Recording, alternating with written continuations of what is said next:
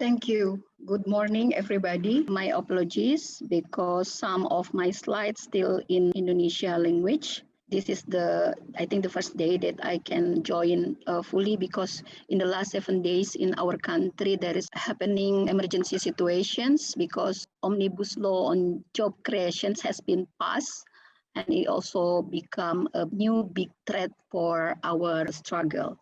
So I will share our experience, our context in addressing the challenge that facing by our struggle in terms of promoting agrarian reform and also strengthening peasants' right to land, and also on how to facing also the food systems that still not addressing people-based situations. Still, for the context and emerging challenge, I think we realize that capitalism systems that also making the development models become our major issues in pursuing and sustaining our land rights. In Indonesia situations, even though we already have agrarian reform policy, still long ride for peasants, for small-scale farmers to get their rights to lands. And majority of our peasants, majority is small-scale peasants, which is only on less than half hectares of land. And there is a big allocations, thousands of hectares for mining, thousands of hectares for plantations, monoculture systems, and also big portions of land also for forest industry. And it's most of in our country is overlap with people's land rights. And then about the food systems, liberalizations of agricultures, liberalizations of food productions, and import food policies, our challenge also, and current situations with the impact of COVID-19 to the peasants' family, fisherfolk community, and labor is also become highest interventions in our struggle because our country is depend on food importations. So the good thing that now the states is dependent on small-scale producers like peasants' family and also fisherfolk community that produce food. And then there is a major situations which thousands of laborers is also being fired because the economic crisis. It's become also challenges, but also opportunity for our movement to connect each others. And then there is, like I said before, about policy paradox between agrarian reform, but also in the same time, still strong land market system for big holder are still happening. And then the next challenge is also how to consolidate and to unite our social capital between the movement.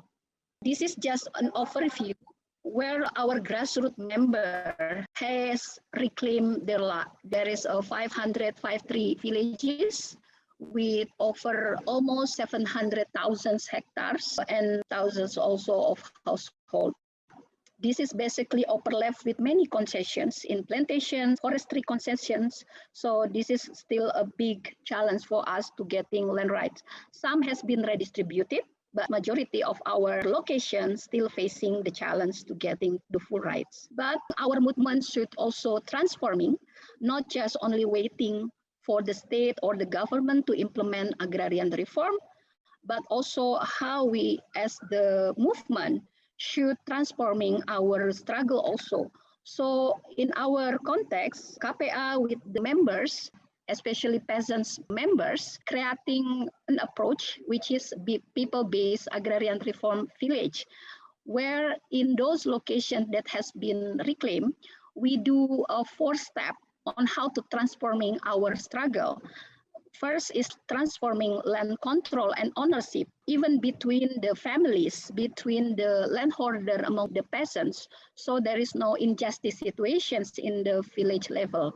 And then how to transforming land use and village visions also on how to allocate land in ourselves for our visions, for our dream about the justice in village level, and then transforming land management and productions, and then transforming distributions and consumptions on how rural community can really gaining their food sovereignty, and also how to have food productions also to be distributed to another village or to city. So this is basically our locations in 23 provinces in 550 villages. We do mapping, we do land managements and also productions collectively, individually. So it depends on their own context.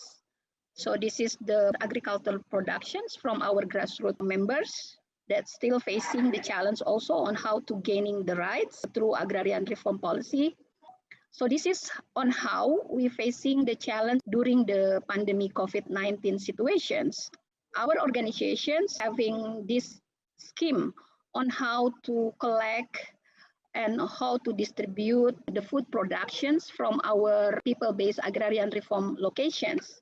So during the COVID-19, we are trying to prioritize our market, not public at large, but only to distribute our food productions from all the villages to the priority consumers. We collaborate with the labor movement. For us, it is our breakthrough on how to not depend on the mainstream food systems. So we try to create our systems and collaborate with the labor unions as our market, and then also how we do food exchange between the peasants and fisherfolk community.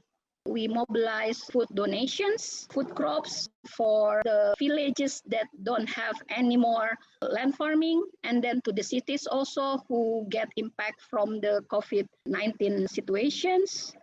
And then we also build our solidarity-based economy on how to collect and to produce the food, distribute to the priority consumers, which is mostly poor community in cities, in urban areas, and also with the labor union. I think labor union is really a big market on how to break the mainstream food system and mainstream economy.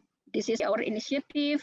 So basically the spirit is how peasants help laborers, peasants helps fisherfolk community, not only talking about right to land, but also right to food. If we really serious in wants to achieve a food sovereignty, but still land right is become the essential in our struggle. This is the food exchange between the peasants and the fisherfolk communities during the pandemic COVID. So I think the lesson learned that we can get that still, of course, land right is essential for our struggle. We need to still have effective actions on how to proceed our struggle. But during the COVID pandemic, I think it showed that land right is essential if we want to talk about food sovereignty in many levels, can be global, regional, especially country level. And then small scale food producers, which is peasants and fisherfolk, become the major actor in helping the situations, the food crisis, the economic crisis.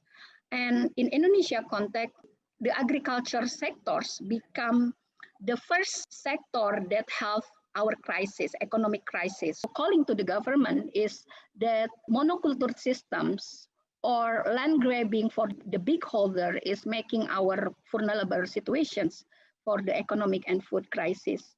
So the recommendations, I think we need to still continue to have effective actions to fight land grabbing and criminalizations that still facing by the peasants and land rights activists, even during the pandemic. And then, of course, we still demanding the states to implement genuine agrarian reform, but not only for land right, but also supporting support for the peasants. I think it is also important for us to have example or best practice to implement people-based agrarian reform from below. I think for the future, it is important for us to creating our own market and our economy systems, and social capital is important, and also need a strong relations between peasants and labor movement, and also youth and women in rural are essential to the movement. So I think empowerment for young generations in rural regenerations and women are important for us. Thank you very much. ang pamilyang magsasaka.